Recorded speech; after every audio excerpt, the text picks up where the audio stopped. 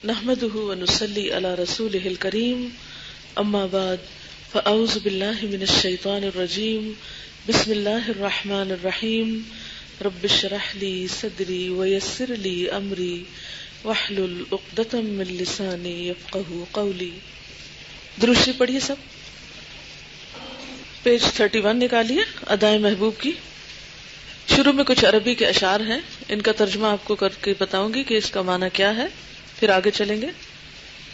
ان فاتکم ان تروہ بالعیون، ان اگر فاتکم فوت ہو گیا تم سے، یعنی چانس تمہارے ہاتھ سے چلا گیا، ان تروہ کہ تم دیکھ پاؤ آپ کو، یعنی آپ صلی اللہ علیہ وسلم کو دیکھنے کا موقع بنفس نفیس اگر تمہارے ہاتھ سے نکل گیا ہے، یعنی تم اس دور میں پیدا نہیں ہوئے، اپنی آنکھوں سے دیکھ نہیں سکتے، تو کوئی بات نہیں. فما یفوتکم وصفہ ہذی شمائلہ، تو نہیں فوت ہوئے تم سے ان کے اوصاف حمیدہ تو کہیں نہیں گئے، وہ تو محفوظ ہیں. ہذی شمائلہ، یہ آپ کے شمائل ہیں، یہ آپ کی عادات ہیں. مکمل الذاتی، یعنی اپنی ذات کے اعتبار سے مکمل ہیں. فی خلق وفی خلق، اپنی تخلیق میں بھی اور اپنے اخلاق میں بھی، یعنی جسمانی اعتبار سے بھی آپ ایک بہترین انسان تھے اور اسی طرح اخلاق کے اعتبار سے بھی بہترین. وفی صفات، اور اپنی صفات میں بھی مکمل تھے، ذات میں بھی، اخلاق میں بھی اور صفات میں بھی. فلا تحصى فضائلہ، تو آپ کے جو فضائل اور فضیلتیں ہیں ان کا احاطہ نہیں کیا جا سکتا. پیج 32 پر آپ دیکھیے کہ یہاں حضور صلی اللہ علیہ وسلم کے یوم ولادت کے بارے میں لکھا ہوا ہے. رسول اللہ صلی اللہ علیہ وسلم سے سوموار کے دن روزہ رکھنے کے متعلق پوچھا گیا تو آپ نے فرمایا، یہ وہ روزے سعادت ہے جس میں میری ولادت ہوئی اور اسی میں میں بحیثیت نبی مبعوث ہوا، اور اسی روزے نیک بخت میں مجھ پر قرآن جیسی پرعظمت کتاب نازل کی گئی. اب یہ جو ہے نا روزے نیک بخت، روزے سعادت، یہ سب گول دائرے میں کر دیں، کیونکہ اس سے ترجمہ کرنے میں دقت ہوتی ہے. یہ انہوں نے اپنی طرف سے اضافہ کیا ہوا ترجمہ کرنے والے نے. تو اس کو آپ کس طرح پڑھیں گے حدیث کو؟ آپ نے فرمایا کہ یہ وہ دن ہے، روزے سعادت کو کس طرح لکھ لیں؟ یہ وہ دن ہے جس میں میری ولادت ہوئی، اسی میں میں مبعوث ہوا، اسی میں مجھ پر قرآن جیسی پرعظمت کتاب نازل. پرعظمت بھی گول دائرے میں کر دیں، کیونکہ اصل حدیث کے لفظوں میں یہ پرعظمت اور باسعادت اور یہ نہیں ہے. اس طرح کی فلاوری لینگویج میں بعض اوقات سائیڈ کی چیزیں اتنی زیادہ الیبوریٹ کر دی جاتی ہیں کہ اصل فیکٹ جو ہے وہ چھپ جاتا ہے، اور ہم سمجھتے ہیں شاید اس طرح ہم کچھ زیادہ آپ کی تعریف کر رہے ہیں، حالانکہ جتنے سادہ الفاظ میں بات ہوگی اتنی ہی زیادہ اصل بات دل پہ اثر کرے گی. آپ کے حالات زندگی تو آپ نے پڑھے ہی ہوں گے سیرہ میں، اس لیے ان کی تفصیلات میں جانے کی ضرورت نہیں. آپ کے نام و نسب کے بارے میں قرآن پاک میں آپ کا نام آتا ہے محمد الرسول اللہ. پھر آپ نے اپنے بارے میں خود اپنے نام کیا بتائے؟ لی خمسۃ اسماء. میں عربی عبارات کو اس لیے پڑھ کے سنانا چاہتی ہوں کہ آپ کو بھی تھوڑی عربی سے شدھ بدھ ہو جائے اور اصل عبارت کی طرف آپ کا دھیان زیادہ ہو. لی خمسۃ اسماء، میرے 5 نام ہیں. انا محمد، میں محمد ہوں. وانا احمد، اور میں احمد ہوں. وانا الماحی، اور میں ماحی بھی ہوں. الذی یمحو اللہ بی الکفر، کہ اللہ تعالیٰ جس کے ذریعے کفر کو مٹائیں گے. وَأَنَا الْحَاشِرُ، اور میں حاشر بھی ہوں. الَّذِي يُحْشَرُ النَّاسُ عَلَىٰ قَدَمَيَّ، کہ لوگ میرے 2 قدموں پر قیامت کے دن حاضر ہوں گے. مراد کیا ہے کہ میرا تمام لوگوں سے پہلے حشر ہوگا اور باقی سارے لوگ میرے بعد آئیں گے. لفظی ترجمہ کیا ہے؟ میرے 2 قدموں پر یعنی میرے پیچھے. وَأَنَا الْعَاقِبُ، اور میں عاقب ہوں. الَّذِي لَيْسَ بَعْدَهُ نَبِيٌّ، کہ جس کے بعد کوئی نبی نہ ہوگا. کیا کیا نام ہے اس میں آپ کے؟ محمد، احمد، ماہی، حاشر اور عاقب. ٹھیک ہے، یہ اپنے نام آپ صلی اللہ علیہ وسلم نے خود بتائے ہیں. مثلا اگر آپ کوئی کوئز پروگرام بچوں کے ساتھ کر رہے ہیں اور پہلے آپ ان کو آپ صلی اللہ علیہ وسلم کا نام بتا دیتے ہیں، پھر آپ ان سے پوچھتے ہیں اچھا آپ کا نام قرآن پاک میں کیا ہے، اچھا آپ کا نام انجیل میں کیا آیا، آپ کا نام حدیث میں کیا آیا، آپ نے خود اپنے نام کیا کیا بتائے. تو اس طرح بچوں سے آپ چھوٹا سا کوئز بھی کر سکتے ہیں. مائیں اپنے بچوں کو نبی صلی اللہ علیہ وسلم کے یہ نام بتا بھی سکتی ہیں، سکھا بھی سکتی ہیں. اور یہ کس لیے، کیوں سکھائیں؟ پہچان کے لیے، اور جو کل اتنی لمبی چوڑی محبت پہ بات ہوئی ہے، جس سے محبت ہوتی ہے اس کا تعارف، اس کے بارے میں زیادہ سے زیادہ جان پہچان انسان کی خواہش ہوتی ہے کہ میں زیادہ اور جانوں اس کے بارے میں، قدرتی سی ایک طلب ہوتی ہے انسان کے اندر. اور صرف اس کا اصلی نام نہیں، اس کا نام، نسب، حسب، اس کے نک نیمز، اس سے متعلق جو بھی تعریف ہو اس کی، وہ ساری جاننے کو دل چاہتا ہے. تو اس لیے آپ کو اسماء الحسنی جب سکھائے گئے تھے تو بتایا گیا ہوگا کہ اگر ہمیں اللہ تعالیٰ سے محبت ہے تو ہمیں پھر اللہ تعالیٰ کے نام بھی آنے چاہیے. یہ تو نہیں ہو سکتا نا کسی سے محبت اور پوچھا جائے اس کا نام کیا تو کہے وہ تو مجھے نہیں پتا، ویسے مجھے اس سے محبت ہے. کیا جانتے اس کے؟ وہ جانتا تو نہیں ہے لیکن ویسے میں نے سنی سنائی محبت اختیار کر رکھی ہے. تو یہ سب دعوے ہوتے ہیں. تو جان پہچان ضروری ہوتی ہے جس سے انسان محبت کا دعویٰ کرتا ہے. اس کا حال معلوم ہونا چاہیے، اس کے کام معلوم ہونے چاہیے، اس کے کارنامے نگاہوں کے سامنے ہونے چاہیے. تو اس میں پھر یہ ہے کہ اپنے بچوں کو جیسے آپ اللہ کے نام یاد کراتے ہیں نا، تو اسی طرح آپ صلی اللہ علیہ وسلم کے بھی کچھ نام یاد کرا دیں. نیز اللہ تعالیٰ نے آپ کو رؤوف اور رحیم کے اسم گرامی سے بھی سرفراز فرمایا. رسول اللہ صلی اللہ علیہ وسلم نے بذات خود اپنے چند اسماء گرامی بیان فرمائے. اب یہ گرامی قدر جو ہے، قدر کا لفظ بڑھنے سے بات پھیل جاتی ہے، اور جب بات پھیلتی ہے تو اصل چیز پیچھے چھپ جاتی ہے. تو رسول اللہ صلی اللہ علیہ وسلم نے خود بھی اپنے چند نام بتائے. آپ نے فرمایا میں محمد اور احمد بھی ہوں، میں مقفع بھی ہوں، میں نبی توبہ بھی ہوں اور نبی رحمت بھی ہوں. یعنی نبی رحمت بھی آپ نے اپنا نام بتایا. مقفع کا معنی ہے انبیاء کرام میں سب سے آخر میں آنے والا. ردیف اور قافیہ، قافیہ لفظ شعر میں سنا؟ قافیہ کون سا لفظ ہوتا ہے شعر میں؟ شعر کا آخری ہم وزن لفظ، اور اس سے پیچھے والے کو کیا کہتے ہیں؟ ردیف. اسی طرح سواری میں یعنی اونٹ پر بیٹھنے والا یا گھوڑے پہ بیٹھنے والا، ایک تو سوار ہوتا ہے راکب، اور ایک اس کے پیچھے ردیف ہوتا ہے. ردیف ہوتا ہے جو اس سے فوراً پیچھے بیٹھا ہوا ہوتا ہے، جس کو سبالہ کہتے ہیں. آپ شادی کے موقع پر ایک تو دلہا ہوتا ہے اور ایک سبالہ، پتہ نہیں وہ آگے بیٹھتا ہے یہ پیچھے ہی، لیکن بہرحال ردیف ہوتا ہے پیچھے آنے والا. ٹھیک ہے. تو قافیہ سب سے آخر میں. تو آپ کا نام مقفع کیوں ہے؟ کیونکہ آپ سب سے آخر میں آئے تھے. رسول اللہ صلی اللہ علیہ وسلم نے فرمایا لوگو یہ معاملہ تمہارے لیے کیوں نہ تعجب خیز ہو کہ اللہ تعالیٰ نے مجھے قریش کی دشنام ترازیوں اور ان کی لان تان سے کیسے حیرت انگیز طریقے سے محفوظ رکھا. یہ لوگ مذمم کہتے ہیں، یعنی جس کی مذمت کی جائے، جبکہ میں محمد ہوں. ابو لہب کی بیوی کے بارے میں آتا ہے نا کہ وہ خاص طور پر آپ کو محمد کی بجائے مذمم کہتی تھی، لیکن آپ نے کبھی اس کا نوٹس نہیں لیا اور اس کا برا نہیں منایا. فرمایا کہ میں تو وہ ہوں ہی نہیں، میرا نام تو محمد ہے، میرا نام مذمم ہے ہی نہیں. جب وہ میرا نام نہیں تو وہ بولتی رہو، معلوم نہیں کس کو بول رہی. رسول اللہ صلی اللہ علیہ وسلم کا فرمان ہے بے شک اللہ تعالیٰ نے اسماعیل علیہ السلام کی اولاد سے کنانہ کا انتخاب کیا، کنانہ سے قریش کو چنا، اور قریش سے بنی ہاشم کو منتخب کیا. بنی ہاشم سے مجھ پر نگاہ انتخاب پڑی. تو حسب نسب کے اعتبار سے بھی آپ سب سے اعلیٰ و ارفع ہیں. اب آپ دیکھیے کہ یوں آپ لکھ سکتے ہیں کہیں اپنی یاد دہانی کے لیے، اسماعیل، کنانہ، قریش، بنی ہاشم اور آپ صلی اللہ علیہ وسلم. رسول اللہ صلی اللہ علیہ وسلم نے فرمایا میرے نام پر نام تو رکھ سکتے ہو لیکن میری کنیت جیسی کنیت اختیار مت کرنا. بے شک میں قاسم، یعنی بانٹنے والا، تقسیم سے ہے یہ لفظ، تقسیم کا لفظ سنا ہوا نا، اسی سے قاسم ہے. میں تمہارے درمیان بانٹتا ہوں، یعنی علم وغیرہ. یہ ہے آپ کی ذات کا تعارف، جس کی ابتدا آپ کے نام سے ہوتی ہے، آپ کے نسب سے ہوتی. اس سے کیا سیکھا آپ نے؟ یہ پڑھ کے کیا خیال آیا؟ نام کا انسان کی شخصیت پہ اثر ہوتا ہے.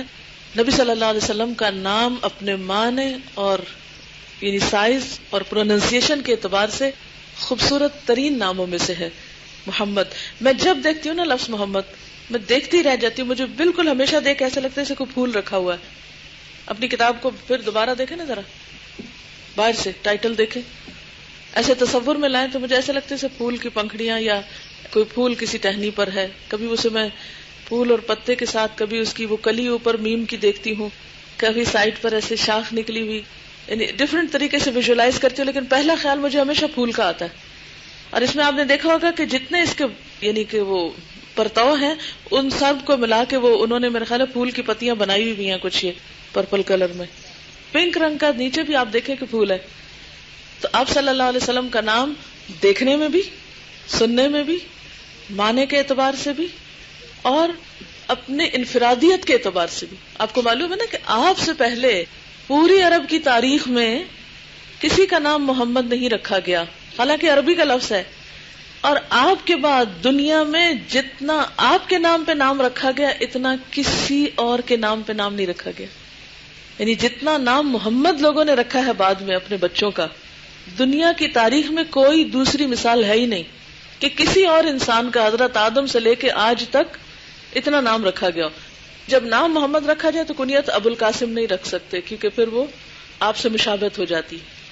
نبی صلی اللہ علیہ وسلم چونکہ تمام دنیا کے لیے تھے تو نام میں بھی چاروں طرف وہ بیلنس ہے نا، ایک طرح سے چاروں طرف اس کے وہ اشارات جا رہے ہیں. اچھا، اللہ تعالیٰ کے نام میں بڑائی نظر آتی ہے.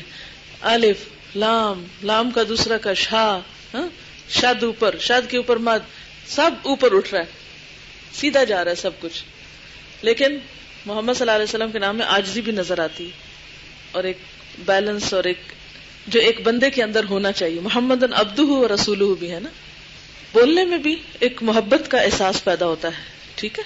بہرحال یہ جتنی باتیں ابھی تک کی ہیں نا، یہ سب احساسات سے تعلق رکھتی ہیں کہ آپ اس لفظ کو بول کر، آپ اس کو لکھ کر، آپ اس کو دیکھ کر کیا محسوس کرتے ہیں. بول کر، لکھ کر، دیکھ کر، یعنی آپ کے دل کی کیفیت کیا ہوتی ہے. تو کل جتنی بھی بات محبت کے حوالے سے ہوئی، آپ کا ایک سوال یہ تھا کہ محبت کریں کیسے، کیسے محبت اپنے اندر پیدا کریں. تو اس کا جواب کیا تھا کہ پہچان پیدا کریں. جب تک پہچان نہیں ہوگی آپ کی، محبت بھی نہیں ہوگی. پھر اس کا ذکر ہو، کیونکہ جب ہم ذکر ہی نہیں کرتے، عام انسانوں میں بھی آپ دیکھیں جس سے آپ کو بہت محبت ہو، اگر آپ اس سے ملنا چھوڑ دیں، اس کا ذکر چھوڑ دیں تو کیا ہوتا ہے؟ محبت باقی رہتی ہے. محبت کو بھی سیراب کرنا پڑتا ہے. محبت کو کیا کرنا پڑتا ہے؟ کیسے؟ جیسے ایک بیج ڈالتے ہیں، پودا لگاتے ہیں، اس کے بعد بس چھوڑ دیتے ہیں، لگ گیا. انسان کی ایک کمزوری بھولنا ہے نا. کسی کی کتنی بھی شدید محبت ہو لیکن وقت کے ساتھ ساتھ فیڈ آؤٹ ہونے لگتی ہے کہ نہیں. جیسے کپڑوں کا رنگ پرانا ہونے پہ کیا ہوتا ہے؟ ہلکا ہونے لگتا ہے نا، پھیکا پڑنے لگتا ہے. کوئی بھی چیز آہستہ آہستہ پرانی ہونے لگتی ہے تو اپنی رونق ہونے لگتی ہے، پھر اس کی تجدید کرنی ہوتی ہے. محبت تجدید مانگتی ہے. تجدید کے لیے ذکر ضروری ہے، تعلق ضروری ہے، پہچان ضروری ہے. اب آپ نے ایسے کل سوال کر لیا کیسے کریں محبت، تو پھر اب اس کا جواب تو لکھے نا اپنے پاس. تو سب سے پہلے کہ پہچان. جب پتہ ہی نہیں نام کتنے ہیں تو کیا محبت ہے؟ محض دعویٰ. پھر اگر نام بھی پتہ چل گیا سب کچھ تو پھر یہ باتیں آہستہ سے بھولنے لگتی ہیں. میں نے اور آپ نے شاید یہ حدیثیں کہیں نہ کہیں پڑھی ہوں لیکن ذکر نہیں کیا تو پھر وہ دل سے محو ہونے لگتی ہیں. تو محبت کو تازہ دم رکھنا پڑتا ہے، محبت کو سیراب کرتے رہنا پڑتا ہے. یہ پیچھے جو دروازے میں بیٹھی ہیں کہاں دیکھ رہی ہیں؟ سامنے دیکھیں. شابش، الرٹ ہو کے بیٹھے. آپ کا کام آتے جاتے لوگوں کو دیکھنا نہیں، بالکل سامنے دیکھنا ہے. سب کے لیے کہہ رہی ہوں، صرف آپ کے لیے نہیں. کیونکہ اگر آپ میں سے کوئی ایک بھی ادھر ادھر دیکھے گا تو میں بھی ادھر ادھر دیکھنے لگوں گی، تو پھر آپ کو کیسا لگے گا؟ کیا سیکھیں گے؟ تو سیکھنے اور سکھانے کا عمل دو طرفہ ہوتا ہے. ٹھیک ہے. اگر آپ کو دلچسپی نہیں ہوگی تو مجھے بھی نہیں ہوگی سکھانے میں. تو اگر واقعی محمد صلی اللہ علیہ وسلم سے محبت ہے تو دلچسپی کا اظہار کریں، شوق سے آپ کی بات کریں اور شوق سے سنیں. تو آپ نے آپ صلی اللہ علیہ وسلم کے نام کے لکھنے اور بولنے اور آپ صلی اللہ علیہ وسلم کے اس سے زائد نام جو آپ نے خود بتائے اور ان کے میننگ جانے اور آپ کے کنبے قبیلے کی فضیلت جانی اور آپ کی کنیت کے بارے میں جانا. ٹھیک ہے. اب آپ صلی اللہ علیہ وسلم کی حال حلیے کے بارے میں، کیونکہ محبت کیا تقاضا کرتی ہے کہ جس سے ہمیں محبت ہے اس کو دیکھیں وہ کیسا تھا. کبھی نہیں دل چاہا کہ آپ حضور صلی اللہ علیہ وسلم کو دیکھیں؟ کبھی تصور میں آپ کی کوئی تصویر باندھی ہے؟ چلیے دیکھتے ہیں وہ آپ کی تصویر اس تصویر سے ملتی ہے کہ نہیں.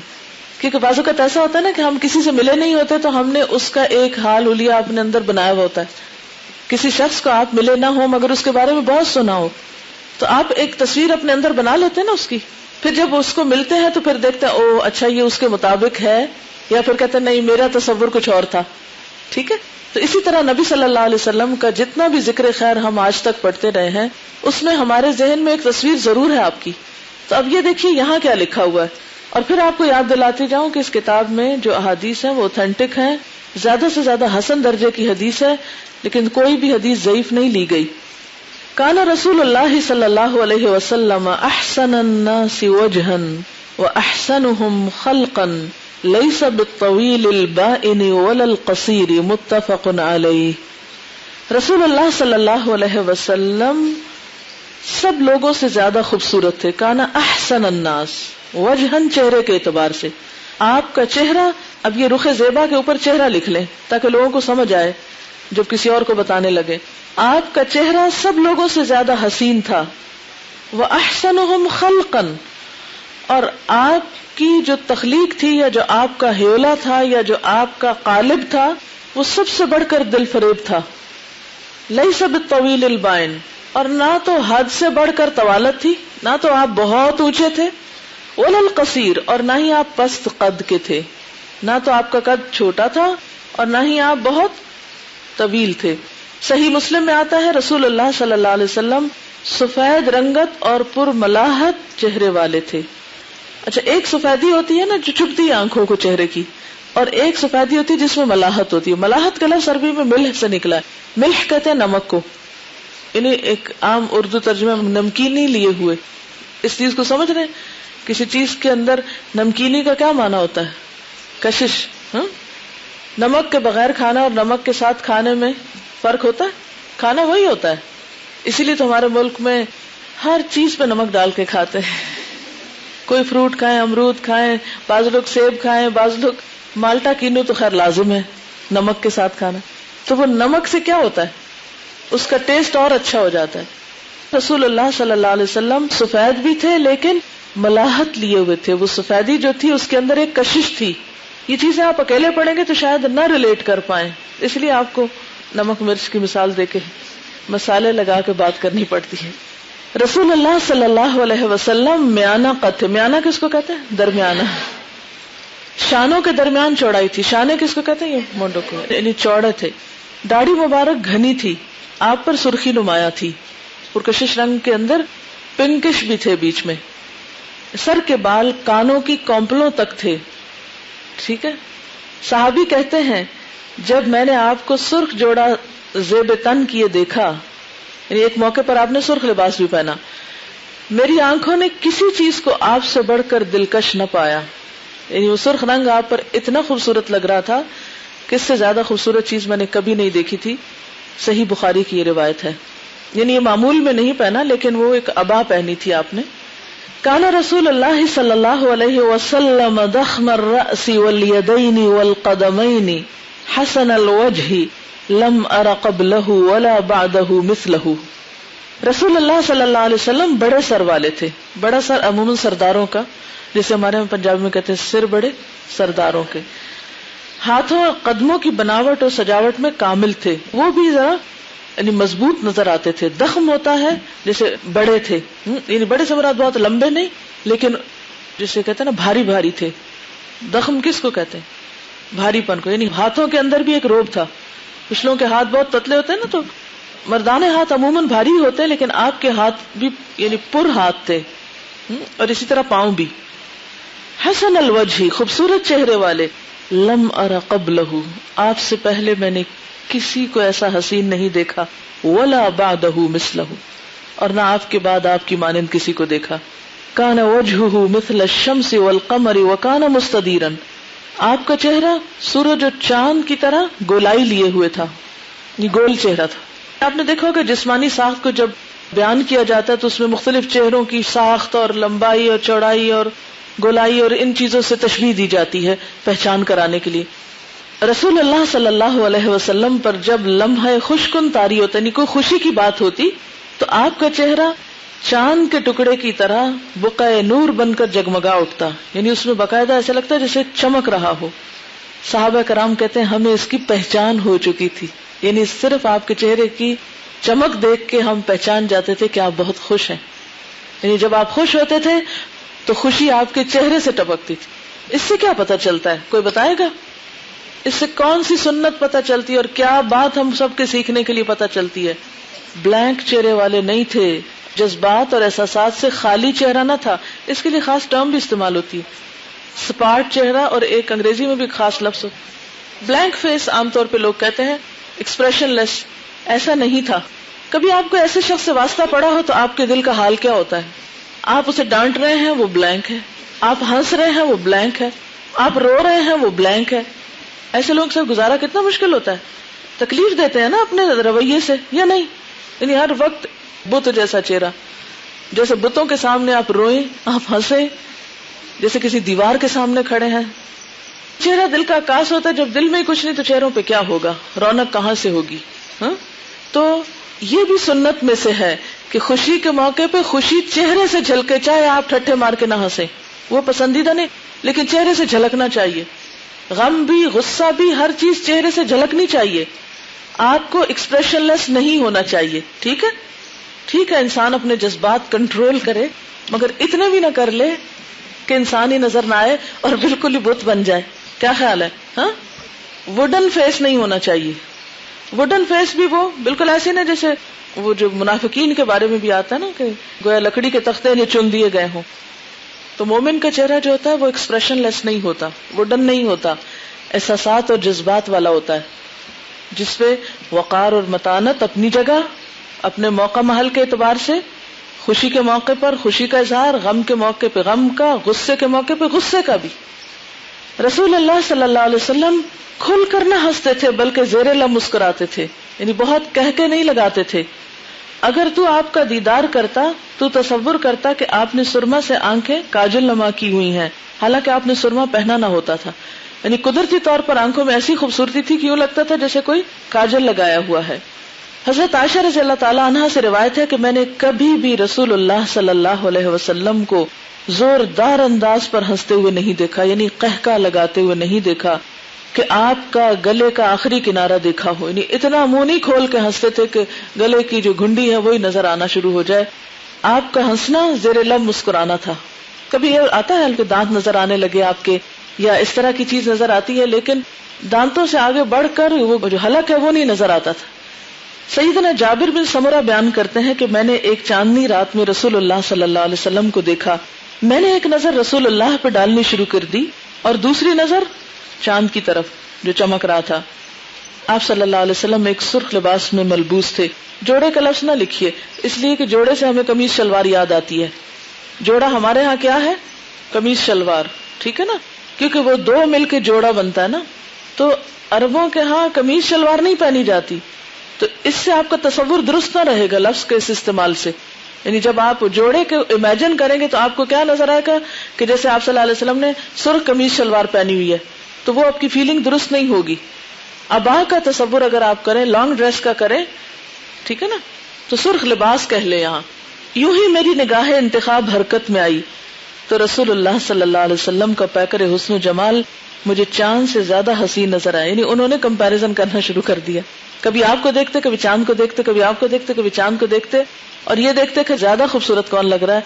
تو ظاہر ہے کہ چاند تو ووڈن فیس رکھتا ہے، لیکن آپ صلی اللہ علیہ وسلم حسن و جمال کا پیکر تھے.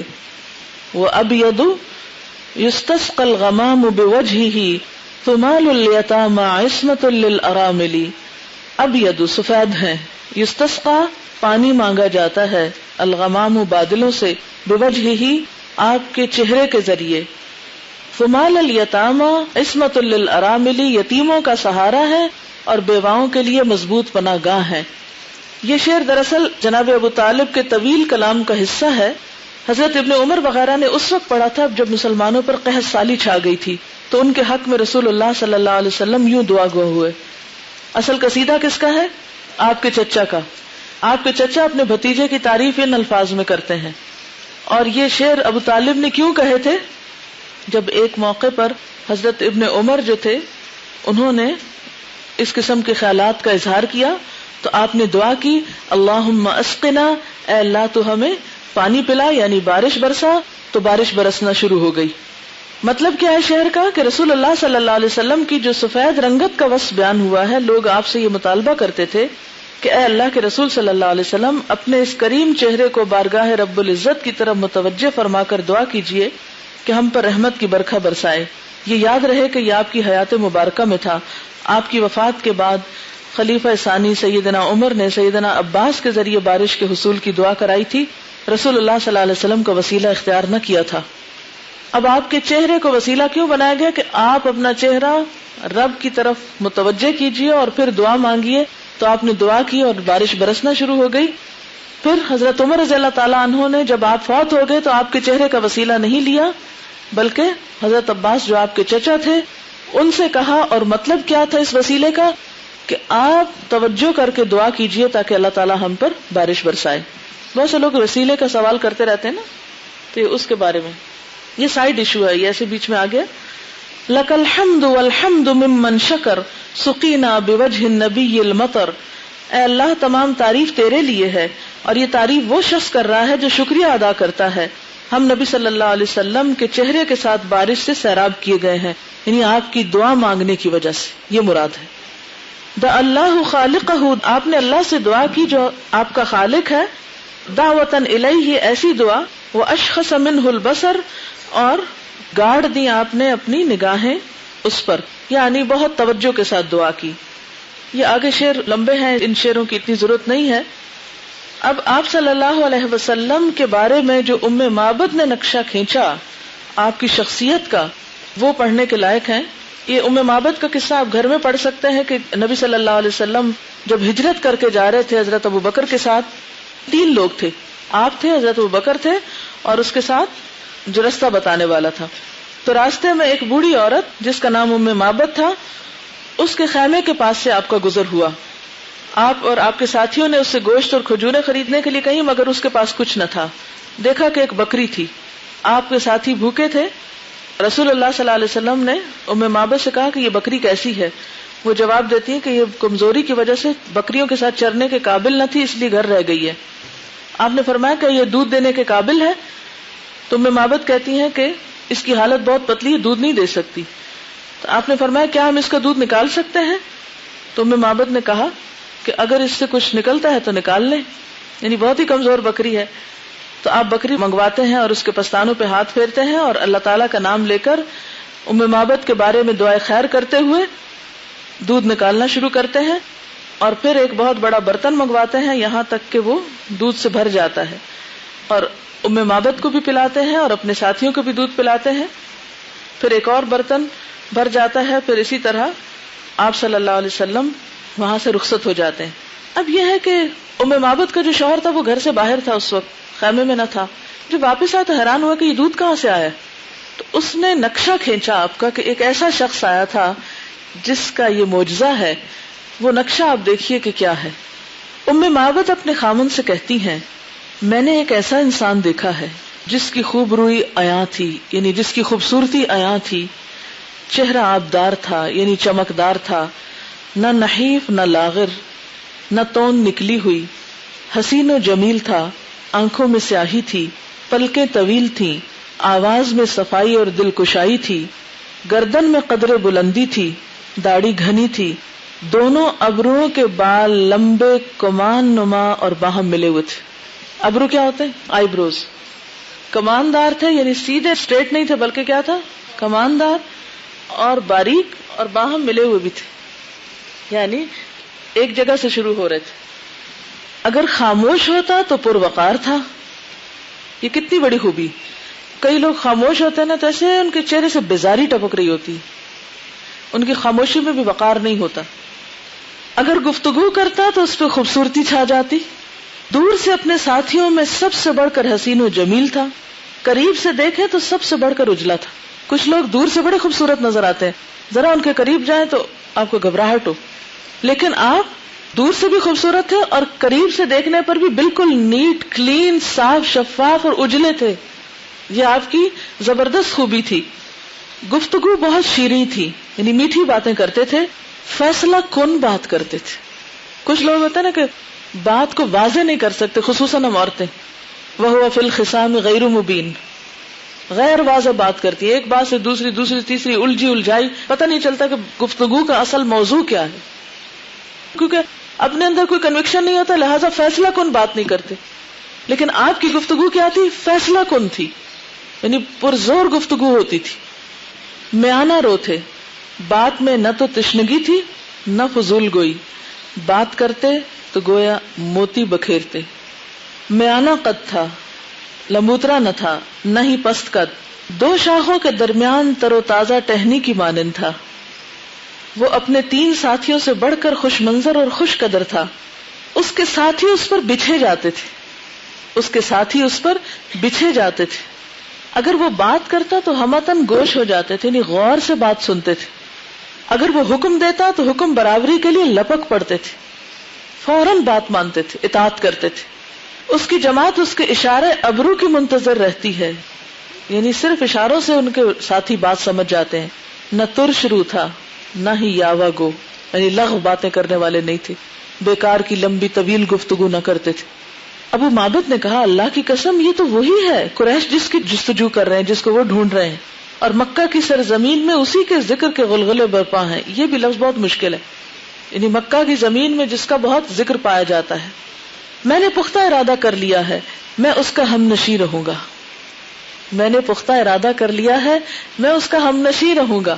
اب کہاں یہ بدو خیمے میں رہ رہے ہیں ایک ویران علاقے میں، اور کہاں آپ کے فضائل کو اور آپ کے حال حلیے کو جان کر، آپ کو پہچان کر یک ایسی محبت میں گرفتار ہوتے ہیں کہ وہ کہتے ہیں کہ میں ان کے ساتھ رہوں گا اور اس کے حصول کے تمام طریقے اپناؤں گا، یعنی اس کو پانے کے لیے، اس کو ملنے کے لیے سارے راستے اختیار کروں گا. اچھا، ابو معبد نے تو آپ کو نہیں دیکھا تھا جیسے ہم نے نہیں دیکھا، لیکن صرف آپ کا وصف سن کر ان کے دل میں آپ کی محبت پیدا ہو گئی تھی. ہمارا حال کیا ہے؟ کتنے بے حس ہیں نا ہم. آپ کا یہ رخ دیکھ کر ہم میں سے کتنوں کے دل میں یہ خواہش پیدا، کاش ہم آپ کو دیکھ سکتے، یا یہ ہے کہ آپ سے ہماری ملاقات ہو سکے. اب دنیا میں تو پاسبل نہیں، قیامت کے دن میں اس کے حصول کے لیے سارے ممکن ذرائع اپناؤں گا. یعنی ہم بھی کیا عہد کریں کہ آپ کی ملاقات کے لیے، آپ کی شفاعت کے لیے، قیامت کے دن آپ کے قریب ہونے کے لیے اب میں ہر وہ کام کروں گی جو آپ کی قربت عطا کرے مجھ کو. یا پھر ہم اپنی ذات میں اتنے گم ہیں کہ ہمیں کسی ایسی رفاقت کی ضرورت ہی نہیں. ابھی تو نہیں محسوس ہوتی کیونکہ ہم اپنی دنیا میں گم ہیں، اپنے دوستوں میں، اپنے رشتہ داروں میں، اپنے گھروں میں. لیکن قیامت کے دن جب آپ کے سارے رشتہ دار آپ سے منہ موڑ جائیں گے، کوئی دوست پوچھے گا نہیں، باپ بیٹا ماں بہن بھائی کوئی بھی کام نہیں آئے گا، تو اس وقت کس کے پاس جانا چاہیں گے؟ آپ صلی اللہ علیہ وسلم کے پاس. لیکن ان سے ملنے کا تو کوئی شوق دل میں ہے ہی نہیں، تو پھر کہاں جانا ہے؟ وہاں کیسے جانا ہے؟ آپ کے پاس پہنچنے کے لیے تو شوق چاہیے نا، محبت چاہیے. پتہ نہیں کیسے پیدا کروں. چلیے آہستہ آہستہ ہوتی جائے گی، شاید فاصلہ زیادہ بڑھ گیا اس لیے. اصل بات یہ ہے کہ من احب سنتی فقد احبنی ومن احبنی کان معی فی الجنہ. راستہ سنت پر عمل کا ہی ہے، لیکن سنت پر عمل محض ایک قانونی کاروائی کے طور پر نہیں، محض ایک روایتی انداز میں نہیں، بلکہ محبت کے ساتھ، شوق کے ساتھ. آپ جوتا پہلے بایاں اتارتے تھے، میں بھی بایاں ہی پہلے اتاروں گی. اپنی ساری عادتوں کو واپس لوٹانا اصل پر مشکل ہوتا ہے، لیکن محبت آسان کر دیتی. جس سے محبت ہو نا اس کی باتیں ضرور ذہن میں آتی ہیں.